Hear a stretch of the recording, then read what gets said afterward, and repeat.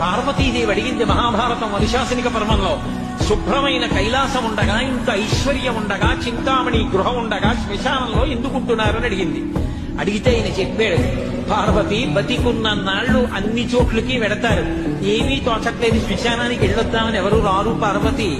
నేనంతవాణ్ణంటాడు, పొడుగ్గా ఉన్నానంటాడు, తెల్లగా ఉన్నానంటాడు, పండితుణ్ణంటాడు, పద్యాలు నాకు నోటికొచ్చంటాడు, ఉపన్యాసం చెప్పగలనంటాడు, నాకు పాటలొచ్చంటాడు, నేను నాట్యం చేస్తానంటాడు, నేను అధికారినంటాడు, నా దగ్గర డబ్బుందంటాడు, నేను పాట పాడగలనంటాడు. ఇన్ని ఉన్నాయనుకున్న వాడిలోంచి ఊపిరి బయటికి వెళ్ళిపోయిన తరువాత వాడిని తీసుకెళ్లి 4 కొత్త కర్రల మీద పడుకోబెట్టి చాప చుట్టి తాడు కట్టి పైన నూలు బట్ట కప్పి తీసుకొచ్చి అన్నీ తీసేసి కర్రల మీద పడుకోబెట్టి కాల్చేస్తుంటే జీవుడు లేచి నిలబడి పుర్రె పగిలిపోయిన తరువాత కన్న కొడుకు కూడా స్నానం చేసి వెళ్ళిపోతుంటే చీకటి పడిపోయాక, అయ్య బాబోయ్ చుట్టూ ఉగ్రభూతాలు, నా వాళ్ళన్న వాళ్ళు లేరు, వీళ్ళని నమ్ముకున్నాను, ఒక్కడు లేడని ఏడుస్తుంటే నేనున్నాను రా అని చెప్పడానికి నేను కూడా లేకపోతే చచ్చిన వాడు 1000 మాటలు చచ్చిపోతాడని అక్కడ ఉన్నాను కాబట్టి నా కర్మకాలక్కడలేను.